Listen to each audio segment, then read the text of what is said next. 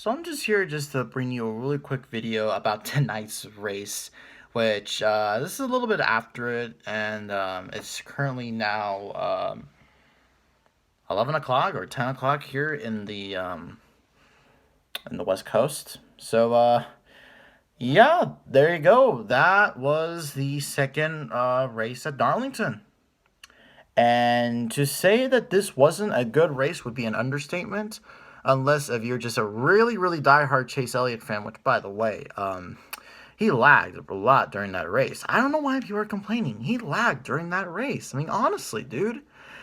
But anyways, getting back into the video, we'll discuss about the Chase Elliott versus Kyle Busch drama in a little bit. But anyways, let's first talk about how good this race was. This has got to be one of the best Darlington races I think I've ever seen in a while, I think. I mean, Darlington has always been one of those tracks where it's like, okay, it's probably one of those tracks where it can either put a good race or can either put on a bad race. And really, this racetrack, since it has a lot of history, it's one of NASCAR's first super speedways.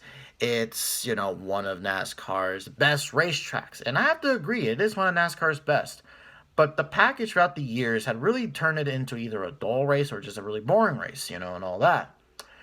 And considering that this race tonight, with the cooler temperatures and really with everything that was going on, them trying to race out the rain, and considering that this was a midday race or a midweekend race, I'm sorry.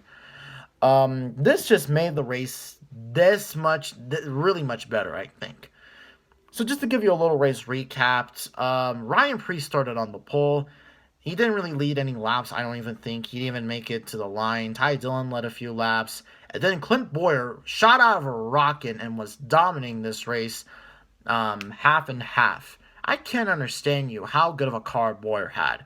But I know that, Darian Gillian is just going to go on Twitter, say some good things about him, and then jinx him. And I think that's pretty much what he did this night. And I think he kind of got mad about that. Oh my god. That is just, oh my god, that is just amazing though, bro. But anyways, Clint Bowyer won the first two stages, and those two stages, I gotta admit, were very pretty good stages as well. Just constant battles between back and forth. There were a lot of lead changes, which was, I was kind of a little bit concerned about whether there would be a lot of passes, but I was surprised. There were quite a few passes in this race, I have to say. A lot of passes for the lead, I may add, as well. And also, considering that the fact that this race was a lot more shorter and that we were racing the rain as well, this would cause a lot, and I mean a lot, of, drivers being really, really, I guess you can say, it caused them really to be desperate. And that was really what happened at the end of the race as well. So the race really changed a lot, Ryan Newman and Chris Buescher stayed out, the two Roush guys. Chris Buescher got left in the dust. Ryan Newman was coming in, blazing. He was going to do whatever it takes to try to win this race. There was a moment where there were three wide for the lead. Clint Bowyer, I think it was Ryan Newman, Clint Bowyer, and then Eric Jones comes around them to the inside, takes the lead. Then Chase Elliott comes out of nowhere, out of a rocket too, and was leading here too. And I'll be very honest, I was kind of not even wanting Chase Elliott to win. I was either wanting Joe Gibbs Toyotas either to win this, but which eventually did happen. So really all the drama unfolded when Matt Kenseth spun, and this would really take a really big turn, considering that there were a few guys that stayed out, and Brad Keselowski was also doing a little bit of strategy here and there. And I was hearing the rain was coming, and I'm like, oh boy, this is going to get very, very interesting. And it got really interesting when we got to the next restart. Denny Hamlin was then leading. Chase Elliott was, I guarantee you, if he would have not wrecked in this race, he probably maybe would have won it.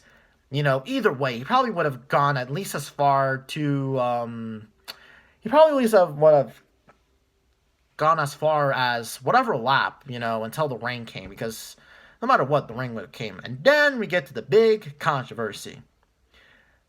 When I first saw this, I was very surprised, and I was just like, holy crap, that just happened.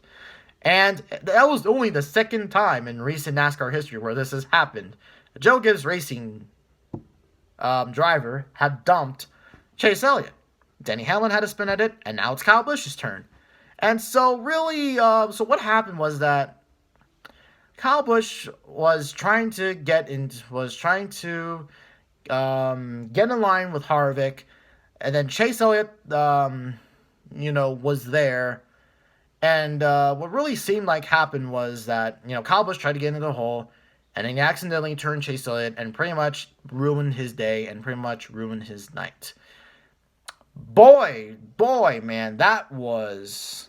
I mean, the thing is that I was actually maybe expecting this to happen. And the reason why I say that is because we see guys just sneaking in to the outside line, or outside line, when trying to clear them. I'm like, one of these days someone's just gonna turn someone. And that happened today.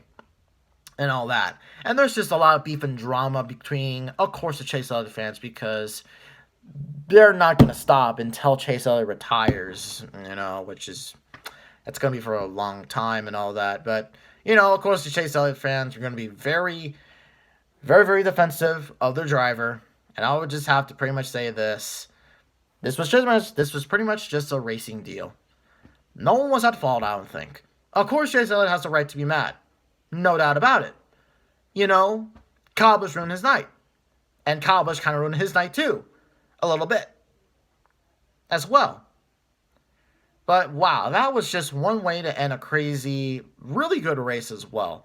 I mean, if this race isn't as popular as other Darlington races before in the past, and I don't know what will even be more top on the list. Of course, the 2003 finish between Kurt Busch and Ricky Craven. And all that. But hey, that's just what I think. I know a lot of you are just going to think that Kyle Busch just dumped Chase Elliott intentionally. But here's just the deal. You don't know what's going on in the race car. Only Kyle Busch knows what's going on in the race car.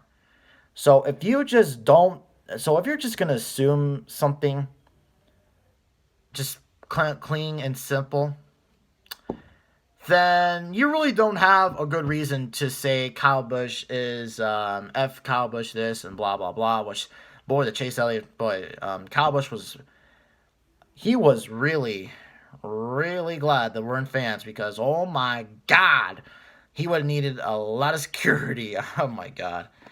Just, please, if any of you are all just pissed off at Kyle Busch, please do not jump him. Please don't do any dumb, stupid shit, please. But anyways, Denny Hamlin won this race. He had that really special mask where he was all smiling and shit, and all that. But yeah, what a good race. What a really good race, I gotta say.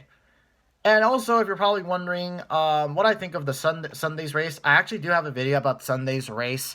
I just forgot to upload it and all that. So maybe I'll upload that maybe first, or I don't really know.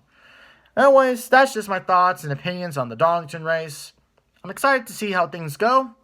I know Chase Elliott for a doubt is going to dump Kyle Busch, and if he does, it's going to prove once again that basically Chase Elliott's a bitch. But anyways, thank you all for watching, and we'll see you in the next video. See you guys later.